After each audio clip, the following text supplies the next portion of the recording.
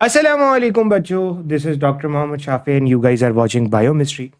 आज की वीडियो बहुत ही इम्पॉर्टेंट है क्योंकि आज से हम स्टार्ट करने वाले एक बहुत ही ज़बरदस्त और एक बहुत ही बेनिफिशियल सीरीज़ आप लोगों के लिए, क्योंकि इस सीरीज़ के अंदर बेसिकली हम डिस्कस करने वाले हैं chapter wise MCQs, chapter wise questions, chapter wise test जो बेसिकली बायोलॉजी के होंगे। और पीएमडीसी एमडीकैट के अंदर पीएमडीसी एमडीकैट के अंदर जितने भी चैप्टर्स हैं, पीएमडीसी एमडीकैट सिलेबस के अंदर जितने भी चैप्टर्स हैं, मेरी कोशिश होगी कि इन तमाम चैप्टर्स के प्रैक्टिस टेस्ट, इन तमाम चैप्टर्स के क्वेश्चंस, इन तमाम चैप्टर्स के एमसीक्यूज आपको वीडियो की सूरत में प्रोवाइड किए जाएं और एक एक क्वेश्चन का बहुत अच्छी तरीके से सॉल्यूशन प्रोवाइड किया जाए। अब इसको करने के लिए सबसे पहले आपको ये समझना होगा कि सर इंपॉर्टेंस क्या है, why we should do this, क्यों करें। देखो, सबसे पहली बात, एमडीकैट के अंदर अगर मैं 2026 की बात करूं तो इस वक्त एमडी कैट के सिलेबस के अंदर तकरीबन 45% जो वेटेज है एमडी कैट के पेपर के अंदर, वो सिर्फ बायोलॉजी का है। यानी कि अगर आप 81 आउट ऑफ 81 स्कोर कर लेते हो बायोलॉजी के अंदर, जो कि बहुत मुश्किल नहीं है, there are so many students of mine जिन्होंने बहुत अच्छे नंबर स्कोर किए हैं बायोलॉजी के अंदर and they are now studying in medical college. And अगर आप 81 आउट ऑफ 81 स्कोर कर लेते हो, जो कि बहुत आसान है, बस शर्त इतनी है कि आपके कॉन्सेप्ट्स अच्छे होने चाहिए, शर्त इतनी है कि आपने प्रैक्टिस किए हो क्वेश्चंस, शर्त इतनी है कि आपके कॉन्सेप्ट्स क्लियर हैं। तो अगर आप 81 आउट ऑफ 81 स्कोर करना चाहते हो तो ये कोई बहुत बड़ी चीज नहीं है, आप बहुत आराम से स्कोर कर सकते हो। तो बायोलॉजी के जो एमसीक्यूज है दे आर वेरी इंपॉर्टेंट, आप आराम से 81 आउट ऑफ 81 स्कोर कर सकते हो। अगर मैं फिजिक्स और केमिस्ट्री की बात करूं तो फिजिक्स में आपको न्यूमेरिकल्स मुश्किल लगते हैं, अगर मैं केमिस्ट्री की बात करूं तो केमिस्ट्री के अंदर इक्वेशंस आपको मुश्किल लगती होंगी, लेकिन बायोलॉजी एक ऐसा सब्जेक्ट है एमडीकैट के लिए जो आप आराम से अच्छा स्कोर कर सकते हो, क्योंकि आपका इंटरेस्ट भी होता है। और जब आपका इंटरेस्ट होता है तो आपके लिए 81 आउट ऑफ 81 स्कोर करना कोई बड़ी बात नहीं होती। देखो, अब इस पूरी सीरीज को करवाने का मतलब क्या है, इस पूरी सीरीज को करवाने का मतलब यह है कि आप चैप्टर वाइज एमसीक्यूज को प्रैक्टिस करो, चैप्टर वाइज क्वेश्चंस को प्रैक्टिस करो, और चैप्टर वाइज क्वेश्चंस को प्रैक्टिस करके ये देखो कि आप कहां स्टैंड करते हो। अगर आप सिर्फ प्रैक्टिस शीट सॉल्व करोगे तो हो सकता है वहां पे आपको क्वेश्चन ना समझ में आए कोई, और आपके पास कोई वीडियो सॉल्यूशन भी ना हो। तो this is the best opportunity. आपने करना यह है कि जब आप ये वीडियो देख रहे हो तो आपने सिंपली जो है वो अपने साथ एक नोट्स की कॉपी खोल के रखनी है, और हर क्वेश्चन के एंड के ऊपर, फॉर एग्जांपल अभी आपको क्वेश्चन नंबर 1 नजर आएगा, तो आपने क्या करना है, स्क्रीन को पॉज करना है, वीडियो को पॉज करना है, और वीडियो को पॉज करके खुद उसका सॉल्यूशन करना है। अगर आप उसका सॉल्यूशन कर लेते हो एंड वीडियो को देखने के बाद आपको समझ में आता है कि सर ये तो मेरा बिल्कुल ठीक हुआ, इसका मतलब है वो कॉन्सेप्ट, वो टॉपिक आपने बहुत अच्छे से प्रिपेयर किया हुआ है। और अगर लेट सपोज आपने उस क्वेश्चन को गलत किया है तो कोई मसले वाली बात नहीं है, आपको बहुत डिटेल में चीजें समझ में आ रही होंगी, और उसी क्वेश्चन के अंदर उस पूरे क्वेश्चन का जो कॉन्सेप्ट है वो आपको बहुत अच्छी तरीके से समझ में आ रहा होगा। अब सवाल ये होता है कि सर मैं सिंध का हूं, पंजाब का हूं, बलूचिस्तान का हूं, केपी का हूं, गिलगित का हूं, क्या मेरे लिए ये सीरीज काफी होगी, क्या मैं इस सीरीज को देख सकता हूं? देखो बेटा, इस पूरी सीरीज के अंदर जितने भी क्वेश्चंस हैं वो तमाम बोर्ड्स को मलहूज़े खातिर रखते हुए, तमाम बोर्ड्स को देखते हुए बनाए गए। तो आसान जबान में अगर मैं बात करूं तो सिंपल में, आप किसी भी बोर्ड से ताल्लुक़ रखते हो, आया आप गिलगित बल्तिस्तान से ताल्लुक़ रखते हो, बलूचिस्तान से रखते हो, केपीके से रखते हो या सिंध से रखते हो, आप इन क्वेश्चंस को सॉल्व करोगे तो आपके लिए अपना एग्जाम देना बहुत हद तक आसान हो जाएगा। तो आप आराम से इस चीज़ को सॉल्व कर सकते हो, किसी भी किस्म की कोई मसले मसाइल आपको देखने को नहीं मिलेंगे। तो ये बड़ी इंपॉर्टेंट चीज़ है। कोशिश करो कि इसको साथ साथ सॉल्व करो। अब होगा क्या, देखो एमडी कैट के अंदर एक वाहिद रास्ता जिससे आप स्कोर कर सकते हो वो एमसीक्यूज का आंसर करना ही है। और अगर आपको एमसीक्यू सॉल्व करने का तरीका नहीं आता, एमसीक्यूज को मार्क करने का तरीका नहीं आता, कॉन्सेप्ट लगाने का तरीका नहीं आता, तो अल्टीमेटली आप स्कोर इतना अच्छा नहीं कर पाओगे। और असल गेम तो बायोलॉजी का है। 81 अगर आपके नंबर आ गए तो पीछे जो नंबर बचते हैं उनको लेना काफी हद तक आसान हो जाता है, यानी कि आपका 40% तो सीधा सीधा यहां से सीधा हो जाता है। तो अल्टीमेटली आपके लिए बहुत हद तक आसानी हो जाती है। तो बताने का मकसद ये कि आपने कोशिश करनी है कि इस पूरी सीरीज को एंड तक देखना है, और मेरी कोशिश होगी कि तमाम चैप्टर्स जो एमडी कैट के अंदर इंक्लूडेड हैं उन तमाम चैप्टर्स के वीडियो सॉल्यूशन अपलोड किए जाए, ताकि आपको आइडिया हो सके कि आपकी प्रैक्टिस, आपके कॉन्सेप्ट इस वक्त कहाँ स्टैंड कर रहे हैं। So that's all about the introduction. बिना किसी देरी के हम इस वीडियो को स्टार्ट करते हैं और अपने चैप्टर की तरफ बढ़ते हैं। आज हम एक बहुत ही इंपॉर्टेंट चैप्टर स्टार्ट करने वाले हैं, और ये जो चैप्टर है ये चैप्टर है ए सेल्यूलर लाइफ। सो बेसिकली ये काफ़ी इंपॉर्टेंट चैप्टर है ए सेल्यूलर लाइफ, जिसे आप बायोडाइवर्सिटी वाला चैप्टर भी कह सकते हो। इस ए सेल्यूलर लाइफ के अंदर हम क्वेश्चंस डिस्कस करेंगे, एमसीक्यूज डिस्कस करेंगे, तमाम के तमाम वायरसेस के रिलेटेड टॉपिक्स के, और वायरसेस के जितने टॉपिक्स आपके एंट्रेंस एग्ज़ाम के अंदर, एमडी कैट के अंदर या बेसिकली एग्ज़ाम में पूछे जाते हैं, उन तमाम क्वेश्चंस को हम बहुत डिटेल्ड मैनर के अंदर देख रहे होंगे। तो this is going to be a very important chapter, क्योंकि बच्चे इसको ये समझते हैं कि सर ये रट्टा बेस्ड चैप्टर है, बट अगर आप इसे बहुत अच्छे से कर लो, इसके क्वेश्चन सॉल्व कर लो, तो आपके लिए ये चीज़ें बहुत हद तक आसान बन जाती हैं। तो बिना किसी देरी के हम स्टार्ट करते हैं अपने क्वेश्चंस को, और तमाम क्वेश्चंस को फिर हम डिटेल में डिस्कस करेंगे। सबसे पहले हमारे पास जो क्वेश्चन है वो कह रहा है ऑन्को वायरसेस आर। अब ये जो ऑन्को का लफ्ज है ना, ये आपने अक्सर सुना होगा ऑन्कोलॉजी। अब ये जो ऑन्कोलॉजी है that is the study of cancer, ठीक है। कैंसर से रिलेटेड जो कुछ पढ़ना होता है वो आप ऑन्कोलॉजी के अंदर पढ़ते हो। अब बेसिकली ऑन्को वायरसेस वो वायरसेस हैं जो कैंसर कॉज करवाते हैं। अब सवाल में कह रहा है onco viruses are, onco viruses क्या होते हैं? नॉर्मली ऑन्को वायरसेस, यहाँ पे ऑप्शन बी में कह रहा है ट्यूमर वायरस है, ठीक है। इसी तरीके से ऑप्शन ए में कह रहा है रेट्रो वायरस है। रेट्रो वायरस वो वायरस होते हैं, नॉर्मली क्या होता है कि आप डीएनए से मैसेंजर आरएनए बनाते हो, और मैसेंजर आरएनए से फिर प्रोटीन बनाते हो। अगर मैसेंजर डीएनए से मैसेंजर आरएनए बना रहे हो तो इसको कहते हैं ट्रांसक्रिप्शन। मैसेंजर आरएनए से प्रोटीन बना रहे हो, इसको कहते हैं ट्रांसलेशन। अब अगर मैसेंजर आरएनए से डीएनए बनने लग जाए, यानी कि उल्टा काम होने लग जाए, तो इसे कहते हैं रिवर्स ट्रांसक्रिप्शन। उल्टी हो रही है ना ट्रांसक्रिप्शन, रिवर्स ट्रांसक्रिप्शन। और यहां पे जो एंजाइम होता है वो एंजाइम चाहिए होता है रिवर्स ट्रांसक्रिप्टेज। Reverse transcriptase. तो बेसिकली जो ऑन्को वायरसेस हैं जिनके अंदर बेसिकली नॉर्मली आप जो है वो ये देख रहे होते हो कि जो सिंगल स्टैंडर्ड आरएनए वायरसेस होते हैं उनके अंदर एक क्लासिकल फैमिली आती है, क्लासिकल आपको क्लास देखने को मिलती है जो ऑन्को वायरसेस की क्लास है, जिनको Punjab text book board straight forward retro virus की फैमिली कहती है। तो retro virus are basically onco viruses जो कैंसर कॉज करवाते हैं।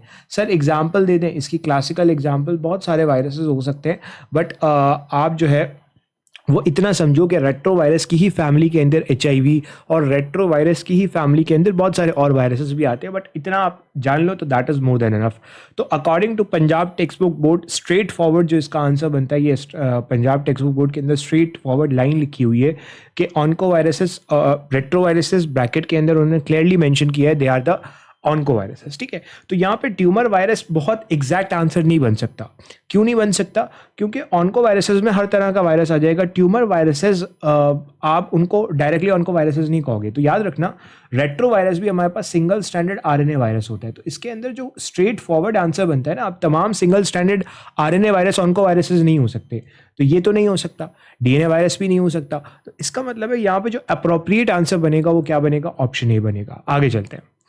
अगले सवाल में कह रहा है एक हेल्थ केयर वर्कर है, वो एक वायरस के कांटेक्ट में आया जो कि पेशेंट के ब्लड में था, ठीक है। एक पेशेंट है, मान के चलो उस पेशेंट को उस पेशेंट में सिरिंज यूज़ की और गलती से वो सिरिंज जो है वो निडल प्रेक हो गई और वो जो सिरिंज थी जो आपने पेशेंट में यूज़ की थी, अब वो हेल्थ केयर वर्कर के कांटेक्ट में आ गई, डॉक्टर के कांटेक्ट में आ गई।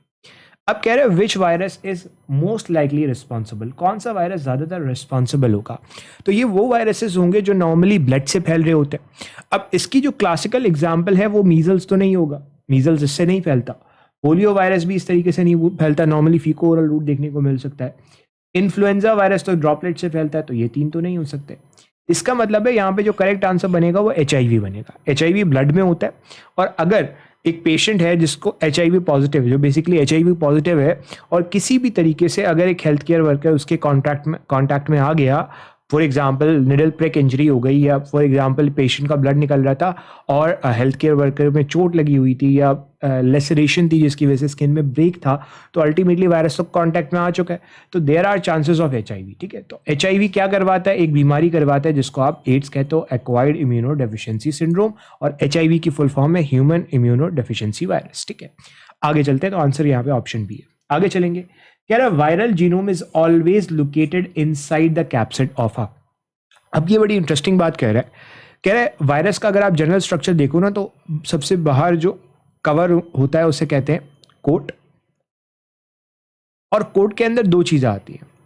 एक तो कैप्सिड आता है जो कि प्रोटीन के सब यूनिट से मिलकर बना होता है, जो कि प्रोटीन के सब यूनिट से मिलकर बना होता है, जिसको आप कैप्सोमेयर कहते हो।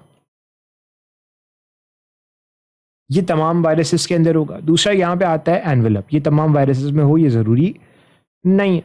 ठीक है, और ये एनवेलप जो है वो होस्ट सेल मेम्ब्रेन से डिराइव होता है। ठीक है, दूसरी तरफ हमारे पास आता है कोर, अंदर की साइड पे ये जो आपको मिलेगा दिस इज कोर।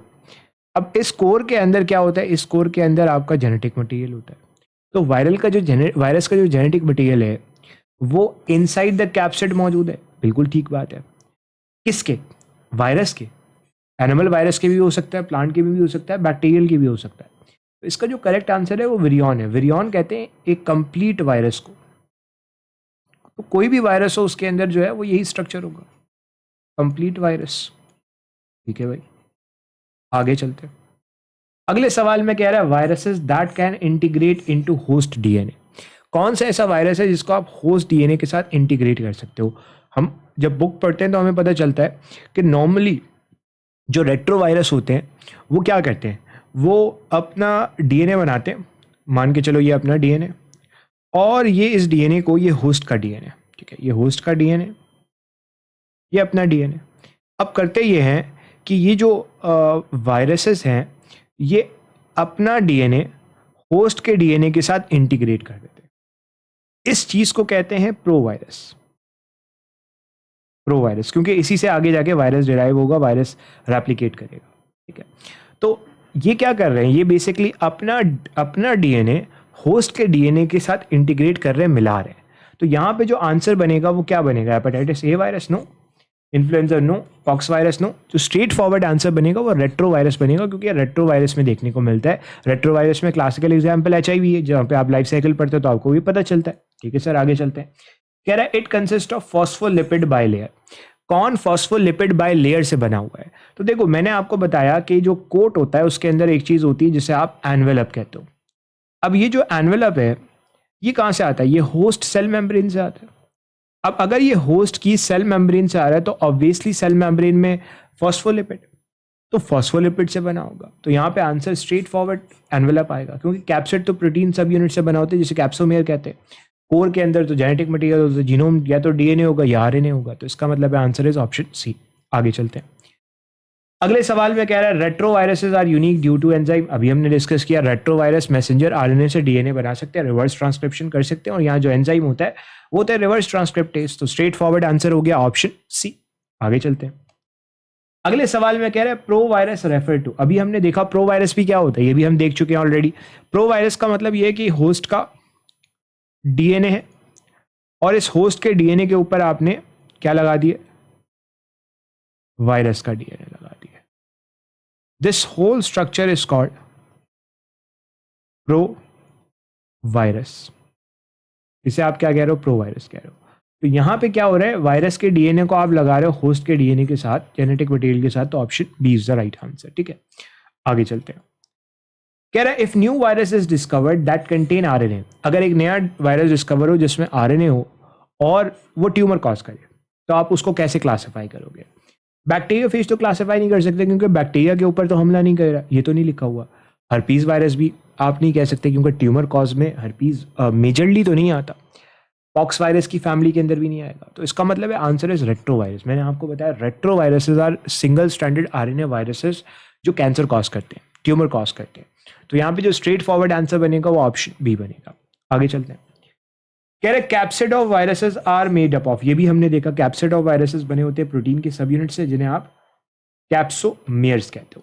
तो कैप्सोमेयर्स would be the right answer. ठीक है, अब ये जो कैप्सोमेयर का अरेंजमेंट है और कैप्सोमेयर का जो नंबर है दैट इज वेरी इंपॉर्टेंट क्योंकि वायरस का जो कैप्सिड का शेप है वो डिटरमाइन करता है। ओके सर, आगे चलते हैं।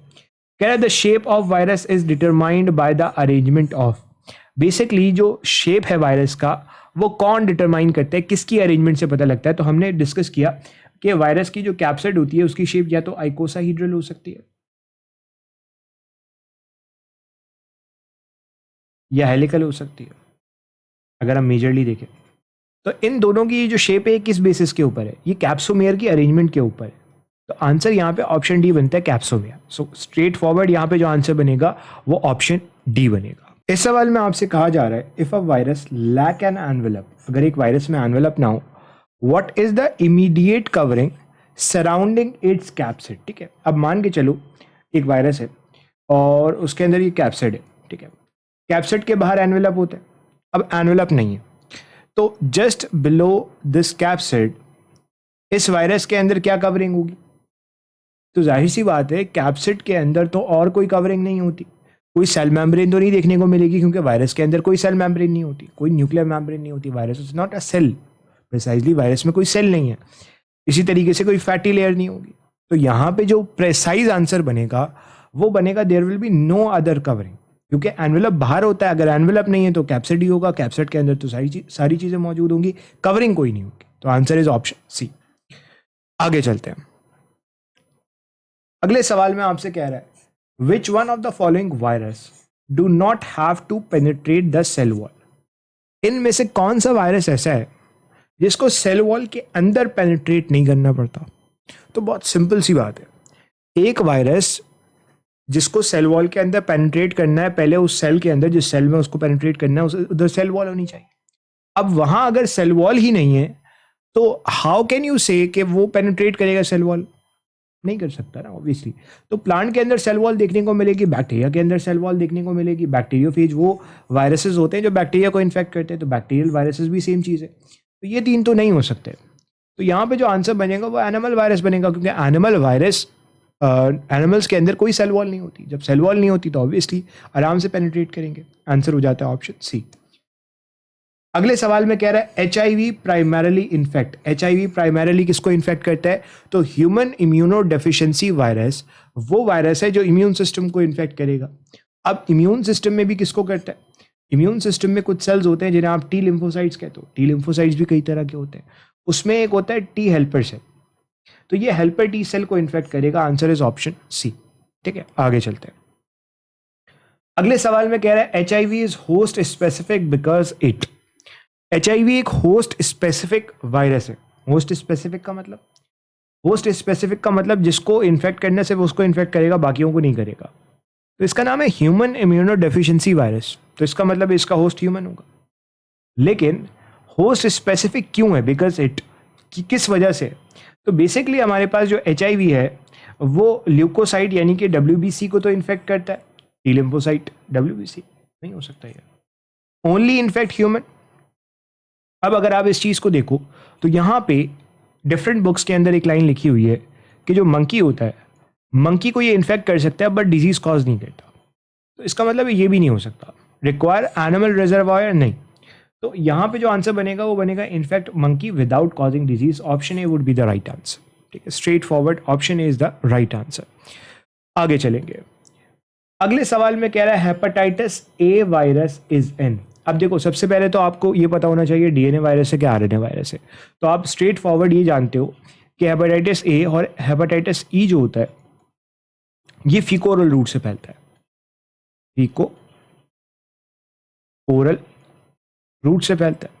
और अगर ये फीको ओरल रूट से फैलता है तो ये क्या है, ये है आरएनए वायरस। ठीक है भाई, ये आरएनए वायरस है।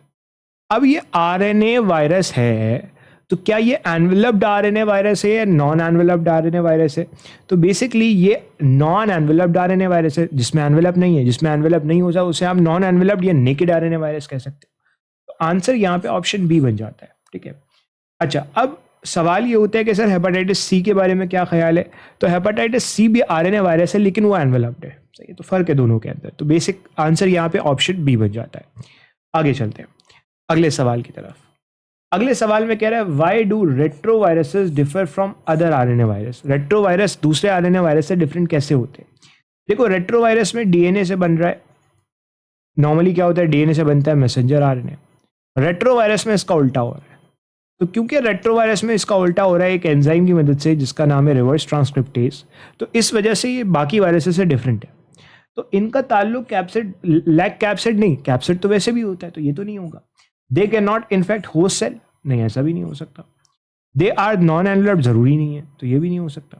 आंसर हो गया ऑप्शन बी, रिवर्स ट्रांसक्रिप्टेज को इस्तेमाल करेंगे डीएनए बनाने के लिए। Straight forward answer option B होता है। आगे चलते हैं, कह रहे ऑनको वायरसेस आर अबाउट। अच्छा, ये पंजाब टेक्स्ट बुक बोर्ड की लाइन है और ये आपको फेडरल में भी मिल सकती है। तो आरएनए जो ऑनको वायरसेस होते हैं, रेट्रो वायरस होते हैं, उनका जो डायमीटर होता है वो अबाउट 100 नैनोमीटर के करीब करीब होता है। तो आंसर इज ऑप्शन बी। आगे चलेंगे, कह रहे RNA tumour viruses refer to. RNA tumour viruses क्या होते हैं, ये क्वेश्चन अभी हमने देखा था। They are retro virus. Answer is option A. ठीक है, आगे चलते हैं।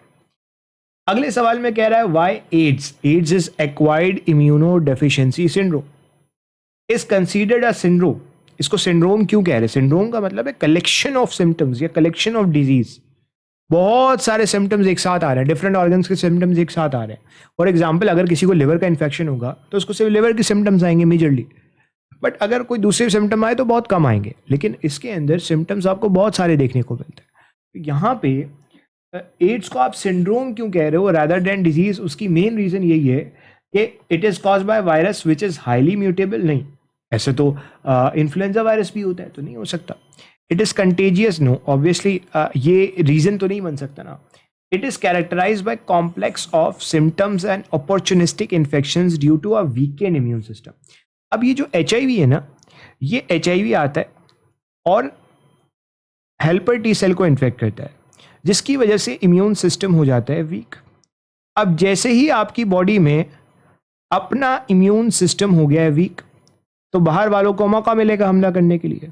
बाहर वालों को मौका मिलेगा हमला करने के लिए, उनको अपॉर्चुनिटी मिलेगी। तो अब वो वायरस, वो बैक्टीरिया जो नॉर्मली इन्फेक्शन नहीं करता था, वो इन्फेक्शन करने लगेगा, and that they are the opportunistic infections. इसमें Kaposi sarcoma is one of the example. तो यहाँ पे आंसर ऑप्शन सी ही बनता है। It is treatable with antibiotics, no, answer is option C. आगे चलते हैं। इस सवाल में आपसे कह रहा है कि what does the specificity of HIV for helper T cell explain. Helper T cell के ऊपर ही HIV हमला करता है, क्यों? Why it is specific? क्योंकि why HIV can, what does the specificity explain, क्या एक्सप्लेन करती है? Why HIV can infect any other cell in the human body? हर सेल को तो इन्फेक्ट नहीं करता, ये तो स्पेसिफिसिटी नहीं है। Why HIV cause immediate symptom after infection? ऐसा भी नहीं होता, तो ये भी नहीं हो सकता। Why HIV leads to weakening of the immune system? Yes, specificity का मतलब ये है कि हेल्पर टी सेल के ऊपर इन्फेक्ट कर रहा है और इम्यून सिस्टम को वीक कर रहा है। This is the right answer. HIV is easily treatable? Obviously no, तो आंसर इज ऑप्शन सी। अगले सवाल की तरफ चलते हैं और इस सवाल में कह रहा है prevention of HIV include. HIV की प्रिवेंशन में क्या आता है? HIV से बचा कैसे जाए? देखो, HIV की प्रिवेंशन के अंदर हर उस चीज से बचा जाए जो HIV करवा रही है। यानी कि जब आप एक सिरिंज एक बंदे में इस्तेमाल कर रहे हो तो उसको आप दूसरे बंदे में इस्तेमाल नहीं करोगे। तो शेयरिंग सिरिंज से तो HIV के चांसेस बढ़ेंगे, प्रिवेंशन तो नहीं होगी, तो ये तो नहीं हो सकता। अवॉइडिंग ब्लड टेस्ट, ये तो टेक्निकली पॉसिबल ही नहीं है, ब्लड टेस्ट तो आपको करवाने पड़ेंगे, तो ये भी नहीं हो सकता। अनप्रोटेक्टेड सेक्सुअल इंटरकोर्स, अगर अनप्रोटेक्टेड सेक्सुअल इंटरकोर्स होगा तो उससे HIV के चांस बढ़ेंगे, तो ये भी नहीं हो सकता। इसका जो आंसर है वो है यूज ऑफ स्टीराइल नीडल्स। क्यों? क्योंकि अगर निडल्स स्टीराइल होंगी तो HIV से प्रिवेंशन पॉसिबल। तो यहाँ पे आंसर ऑप्शन सी होगा। ठीक है, आगे चलते हैं अगले सवाल की तरफ। और अगले सवाल में कह रहा है HIV जेनेटिक मटेरियल इज। अब जो HIV है ये रेट्रोवायरस फैमिली से है, जो कि सिंगल स्ट्रैंडेड RNA वायरसेस होते हैं। स्ट्रेट फॉरवर्ड यहाँ पे single stranded RNA virus. Option B would be the right answer. आगे चलेंगे। The acronym AIDS stand for. ये जो एड्स की टर्मिनोलॉजी है ना, इसकी फुल फॉर्म क्या है?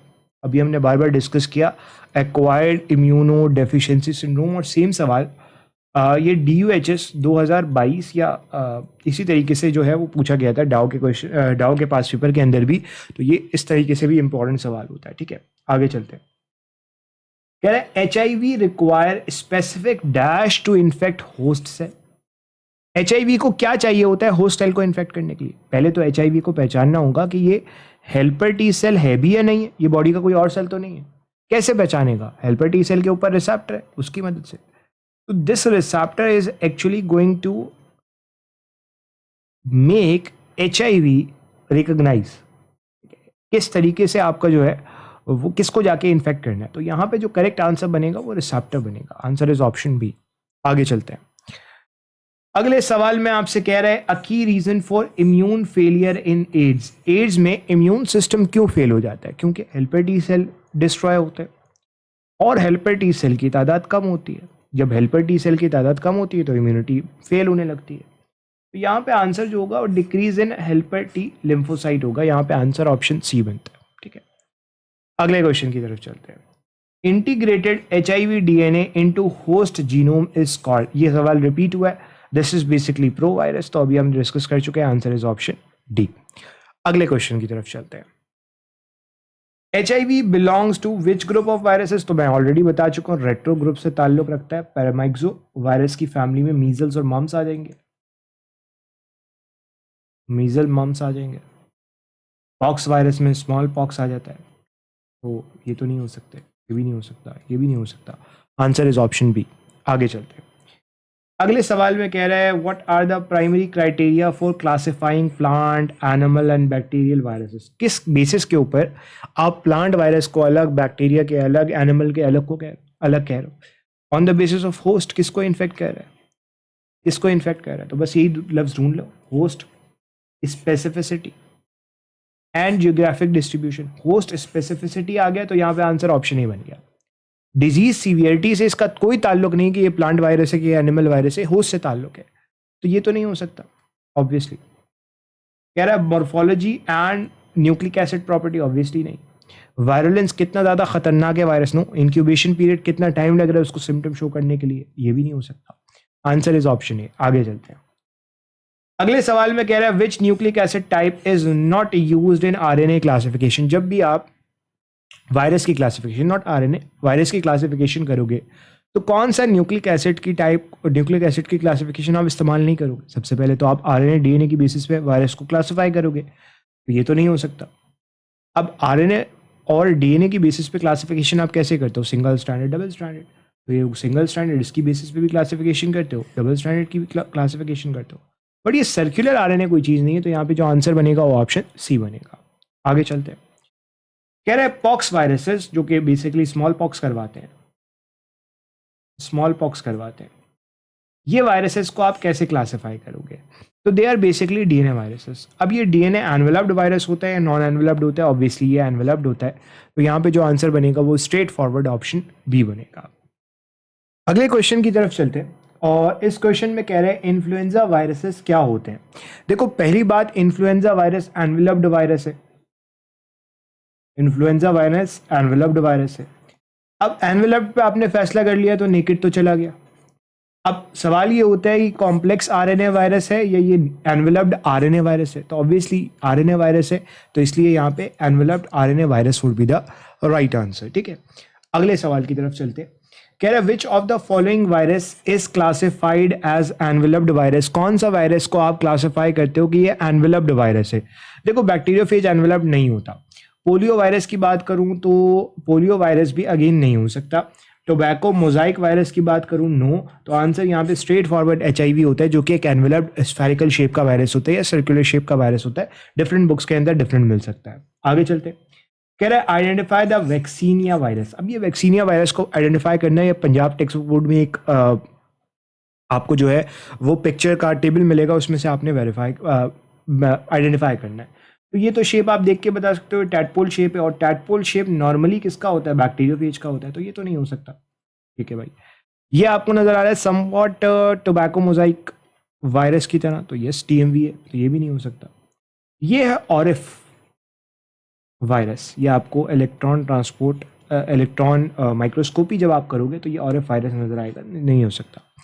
दिस इज वैक्सीनिया वायरस, तो आंसर यहाँ पे स्ट्रेट फॉरवर्ड ऑप्शन डी बनता है। ठीक है, इलेक्ट्रॉन माइक्रोस्कोपी की पिक्चर है, अगर आपने बुक पढ़ी हो तो ऑब्वियसली आपको ये बात पता होगी। आगे चलेंगे। कह रहे primary category of virus classification involve. Primary categorisation of virus जब आप करते हो तो वो किस बेसिस के ऊपर करते हो? देखो यहाँ पे लिखा हुआ है होस्ट बिहेवियर। होस्ट के बिहेवियर के ऊपर तो नहीं होता कि होस्ट कैसे बिहेव कर रहा है वायरस के साथ, नो। हाँ, होस्ट के ऊपर हो सकता है, होस्ट के बिहेवियर के ऊपर नहीं हो सकता। फर्क है दो चीजों के अंदर, होस्ट के ऊपर, होस्ट के बिहेवियर के ऊपर, दोनों में फर्क है, ये नहीं हो सकता।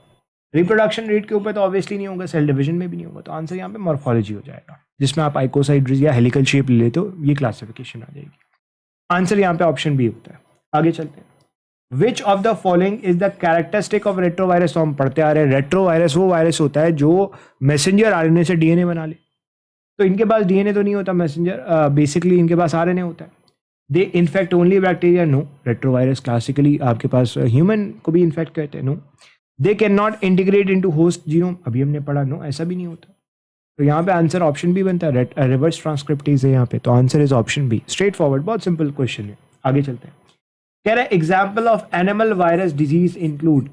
एनिमल वायरस डिजीज की एग्जाम्पल क्या है? एनिमल वायरस में ऑब्वियसली एनिमल्स को जो इन्फेक्शन हो रहा है उसको देखना पड़ेगा। बैक्टीरिया इन्फेक्शन तो प्योरली बैक्टीरिया की वजह से होगा, no.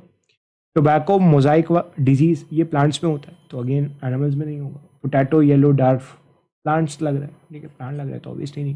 Polio would be the right answer, polio humans में होता है, यानी कि एनिमल्स में होगा। Answer is option A. आगे चलते हैं। Virus that parasitise only bacteria, वो वायरस जो सिर्फ बैक्टीरिया को इन्फेक्ट करता है, ऑन्को वायरस कहेंगे, no. Retrovirus oncovirus नहीं होता है, मतलब ये बैक्टीरिया को तो इन्फेक्ट नहीं कर सकता। रेट्रो वायरस भी उसी ऑन्को वायरस को आप कह सकते हो, तो ये भी नहीं हो सकता। लेंटी वायरस भी नहीं होगा, तो answer is phage, bacteriophage. Phage मतलब ईटर, तो बैक्टीरिया को खाने वाला bacteriophage. Answer is option B. आगे चलते हैं। What is the viral envelope primarily composed of? Virus का जो एनवेलप होता है वो प्राइमरीली किससे बना होता है? तो याद रखना, वायरस का जो एनवेलप होता है ये जो होस्ट का सेल होता है उससे डिराइव होता है, और होस्ट की सेल मेम्ब्रेन से डिराइव होता है। तो इसके अंदर आपको फॉस्फोलिपिड देखने को मिलेगा, और अगर फॉस्फोलिपिड ऑप्शन में ना हो तो आप प्योरली आंसर लाइपोप्रोटीन भी लगा सकते हो, तो आंसर ऑप्शन डी बन जाएगा। प्रोटीन जरूरी नहीं है, ग्लाइकोप्रोटीन भी नहीं, लिपिड भी नहीं, आंसर यहाँ पे ऑप्शन डी बन जाएगा, लाइपोप्रोटीन। ठीक है, अगर फॉस्फोलिपिड है वेल एंड गुड, नहीं है लाइपोप्रोटीन लगाओ, आंसर इज ऑप्शन डी। ठीक है, आगे चलते हैं। कह रहा है which one of the viruses contain reverse transcriptase? इनमें से कौन सा वायरस ऐसा है जिसके पास रिवर्स ट्रांसक्रिप्टेज होगा? तो ऑब्वियसली यहाँ पे आपके पास रेट्रो वायरस वाली फैमिली आ जाएगी, और रेट्रो वायरस को आप ऑन्को वायरसेस कह सकते हो, तो answer is option B. Poxvirus में स्मॉल पॉक्स आए तो ऑब्वियसली नहीं होगा। पैरामाइक्सो में मीजल और मम्स आ जाएंगे, नहीं होगा। पोलियो भी नहीं हो सकता, तो आंसर इज ऑप्शन बी। आगे चलते हैं। इस सवाल में कह रहे हैं they are large enveloped RNA virus, ये बड़े हैं एनवेलप्ड आरएनए वायरस हैं, तो इसकी क्लासिकल एग्जांपल में आपके पास पैरामाइक्सो वायरस की फैमिली आती है, जो मीजल्स और मम्स वाले वायरसेस होते हैं। तो यहाँ पे जो आंसर बनता है वो ऑप्शन डी बनता है, स्मॉल पॉक्स नहीं हो सकता, हेपेटाइटिस बी भी नहीं, herpes सिम्प्लेक्स भी नहीं, तो आंसर इज ऑप्शन डी। इस क्वेश्चन में आपसे कह रहा है which of the following is true about the structure of bacteriophage? Bacteriophage के स्ट्रक्चर के बारे में क्या चीज ठीक है, करेक्ट है? देखो, बैक्टीरियोफेज के अंदर एक तो आपको हेड रीजन मिलेगा, दूसरा बैक्टीरियोफेज को जब आप देखते हो तो बैक्टीरियोफेज आपको दो तरह का नजर आता है, एक टी फेज होता है और एक लैम्डा फेज होता है। टी फेज के अंदर टेल फाइबर्स मिलेंगे, लैम्डा फेज में या तो लेस डेवलप होंगे या होंगे ही नहीं। तो क्या स्टेटमेंट ठीक है किसके बारे में? बैक्टीरियोफेज के बारे में। तो they always have a tail fibre, no. ठीक है। They are always enveloped, obviously no. They do not infect bacteria, bacteria ही कोई तो इन्फेक्ट करते हैं, बैक्टीरियोफेज है, ये भी नहीं होगा। तो आंसर हो जाएगा ऑप्शन बी। इनके पास हेड होता है, कैप्सिड होता है, जिसके अंदर जेनेटिक मटेरियल होता है, तो आंसर ऑप्शन बी बन जाता है। असल जो कन्फ्यूजन होती है वो ऑप्शन ए और बी में होती है, तो यहाँ पे हमने प्रिटी स्ट्रेट फॉरवर्ड इसको हम एलिमिनेट करके आगे बढ़ चुके हैं। आगे चलते हैं। कह रहे which cells are primarily targeted by HIV, तो एचआईवी कौन से सेल्स को इन्फेक्ट करता है? हेल्पर टी सेल को इन्फेक्ट करता है। अब अगर हेल्पर टी सेल को इन्फेक्ट करते हैं तो हेल्पर टी सेल के ऊपर होता है CD4 receptor, cluster of differentiation 4 को रिसेप्टर देखने को मिलता है। तो यहाँ CD4 टी सेल्स यानी कि CD4 T lymphocyte would be the right answer. आगे चलेंगे। अगले सवाल में कह रहा है feature of double standard RNA viruses include. Double standard RNA virus के अंदर कौन से वायरसेस की फैमिली आ जाती है? तो रियो वायरस जो है वो हमारे पास डबल स्टैंडर्ड आरएनए वायरस की कैटेगरी में आ जाएगा, जबकि एचआईवी सिंगल स्टैंडर्ड आरएनए होता है, इन्फ्लुएंजा सिंगल स्टैंडर्ड आरएनए होगा। ठीक है, तो आप अंदाजा लगा सकते हो यहाँ से option B would be the right answer. आगे चलते हैं। कह रहे the genetic material of HIV consist of. HIV का जो जेनेटिक मटेरियल होता है उसमें क्या होता है? अब ये बड़ी समझने वाली बात है। ये जो एचआईवी है इसका जेनेटिक मटेरियल होता है सिंगल स्टैंडर्ड आरएनए। ठीक है, एक बात तो पहले ही यहाँ पे तय हो जाती है, तो डीएनए तो नहीं हो सकता। अब ये जो सिंगल स्टैंडर्ड आरएनए, ये दो इस तरीके से स्ट्रैंड्स होते हैं, बेसिकली दो स्ट्रैंड्स होते हैं आरएनए के। अब असल मसला ये है कि ये आइडेंटिकल है या ये नॉन आइडेंटिकल है। तो बेसिकली ये होते हैं आइडेंटिकल और इन पर तकरीबन आपको 9 जीन्स देखने को मिलते हैं। तो यहाँ पे आंसर हो जाएगा 2 identical strands of RNA. Option B would be the right answer. आगे चलेंगे। कह रहा है following disease are caused by viruses except. तमाम डिजीजेस वायरस से होते हैं सिवाय, देखो रेबीज होता है रेबीज वायरस से, ठीक है। इसी तरीके से येलो फीवर होता है येलो फीवर वायरस से। फुट एंड माउथ डिजीज होता है foot and mouth disease virus से, ठीक है। तो यहाँ पे जो आंसर होगा वो होगा मैड काउ इन्फेक्शन। अब ये जो मैड काउ इन्फेक्शन है, ज़रा इस बात को समझने की बहुत ज़रूरत है कि जो मैड काउ इन्फेक्शन है ना, ये बड़ा इंपॉर्टेंट इसलिए होता है क्योंकि ये होता है प्रियॉन से, इन्फेक्शियस प्रोटीन से, प्रियॉन से होता है। अब इसको आप कहते हो बोवाइन स्पॉन्जीफॉर्म, बोवाइन स्पॉन्जीफॉर्म, इनसेफेलोपैथी, इनकेफेलोपैथी या इनसेफेलोपैथी, इसे आप कहते हो मैड काउ डिजीज का ये साइंटिफिक नेम है। बेसिकली आपको इसी नाम से मिलेगा, this is called the mad cow disease. और ये न्यूरो डिजेनरेटिव डिजीज है कैटल्स के अंदर। तो यहाँ पे जो हो रहा है ये प्रियॉन की वजह से हो रहा है, तो इस वजह से यहाँ पे आंसर ऑप्शन सी बन जाता है। आगे चलते हैं। कह रहे विच of the following is not a mode of HIV transmission. HIV transmission का मोड नहीं है। तो एचआईवी फैलता है सिरिंजेस से, ब्लड के डायरेक्ट कॉन्टैक्ट में आने से। एचआईवी फैलता है सेक्सुअल इंटरकोर्स से। एचआईवी फैलता है मदर से चाइल्ड में, ठीक है। तो यही 3 ऑप्शन है। ये भी नहीं हो सकता, ये भी नहीं हो सकता, ये भी नहीं हो सकता। इनसे तो फैलता है। किससे नहीं फैलता? कैजुअल कॉन्टैक्ट, हाथ मिला लिया, किसी को गले लगा लिया, इससे नहीं फैलता। तो आंसर इज ऑप्शन सी, ठीक है। आगे चलते हैं।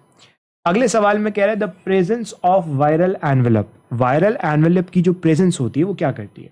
देखो यहाँ पे बच्चा बड़ा ट्रैप होता है और वो ये समझता है कि सर अगर वायरस का एनवेलप होगा तो वायरस को ख़राब करना, वायरस को ख़त्म करना आसान नहीं होगा, जबकि होता है इसका उलट है। अगर वायरस के पास एनवेलप है ना, तो वो वायरस बहुत आराम से आप जो है उसे डिस्ट्रॉय कर सकते हो। इसकी क्लासिकल एग्जांपल जो है वो हमारे पास कोविड है। कोविड के अंदर आप सैनिटाइजर इस्तेमाल करते थे और कहते थे भाई वायरस ख़त्म। अब बेसिकली ये वाले जो वायरसेस होते हैं जिनके पास एनवेलप होता है, ये इनके पास जो है वो आराम से आप इन्हें सॉल्वेंट और डिटर्जेंट से ख़त्म कर सकते हो, ठीक है। तो they have increase sensitivity to heat and solvent. अगर आप हीट करो या सॉल्वेंट इनके ऊपर डिटर्जेंट कोई ईथर, क्लोरोफॉर्म या अल्कोहल वगैरह इस्तेमाल करो तो ये आराम से सेंसिटिव होते हैं और ये आराम से डिस्ट्रॉय हो जाते हैं। तो this would be the right answer. Increase resistant to desiccation नहीं, ऐसा नहीं होता। डेसिकेशन मतलब डिहाइड्रेशन, ऐसा भी नहीं होगा। Decrease sensitivity no, make no difference obviously no. तो आंसर हो जाएगा ऑप्शन सी। आगे चलते हैं। कह रहा है what is the function of the viral envelope. Viral envelope का फंक्शन क्या होता है? देखो वायरस के एनवेलप के ऊपर इस तरीके से आपको यहाँ पे देखने को मिलेंगे ग्लाइकोप्रोटीन्स। और ये जो ग्लाइकोप्रोटीन्स होते हैं ना, ये वायरस को एक तो फ्यूजन करवाते हैं होस्ट के सेल के साथ, दूसरा ये रिकॉग्नाइज करने में हेल्प करते हैं। एक तो ये रिकॉग्नाइज करने में हेल्प करेंगे, प्रोडक्शन करवाएंगे। तो आंसर हो जाएगा ऑप्शन है। आगे चलते हैं।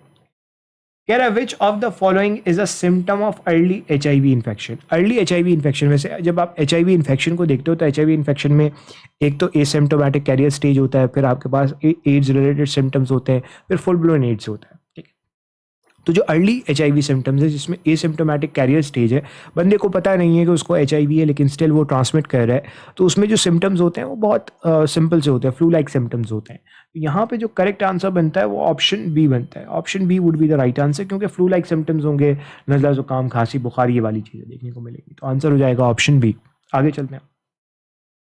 कह रहा है effectivity of the measure to check the transmission of AIDS is ultimately based on avoiding the. अगर आपने ये चेक करना है कि एड्स की ट्रांसमिशन क्या किसकी वजह से ज़्यादा एफिशिएंट है, तो आप किससे बच सकते हो? कंटामिनेटेड सिरिंजेस से यस, अनसेफ ब्लड प्रोडक्ट से यस, क्योंकि इससे भी फैलता है, breast feeding unsafe blood transfusion से भी फैलता है। Extra marital sexual contact, obviously extra marital sexual contact में चांसेस ऑफ एड्स बढ़ जाते हैं, क्योंकि फॉर एग्जांपल एक मेल है और वो male for example different extra marital affairs की वजह से डिफरेंट फीमेल्स के साथ फिजिकली एक्टिव है, तो अब जब वो फिजिकली एक्टिव होगा तो ऑब्वियसली फॉर एग्जांपल वो एक फीमेल 1 के साथ भी फिजिकली एक्टिव है, 2 के साथ भी एक्टिव है, 3 के साथ भी एक्टिव है और 3 को HIV पॉजिटिव है। तो अब जब वो 2 के साथ सेक्सुअल इंटरकोर्स कर रहा होगा या 1 के साथ सेक्सुअल इंटरकोर्स कर रहा होगा या अपनी जो वाइफ है उनके साथ सेक्सुअल इंटरकोर्स कर रहा होगा, तो ऑब्वियसली वो इस 3 का वायरस इन सब में फैला देगा। तो this is going to be a very disasters situation. तो आप ये कह सकते हो कि डायरेक्ट कॉन्टैक्ट से बचा जाए HIV से। तो भाई यही आंसर बन जाता है। इन तमाम को अगर आप समराइज करो तो आंसर इज ऑप्शन है। आगे चलते हैं।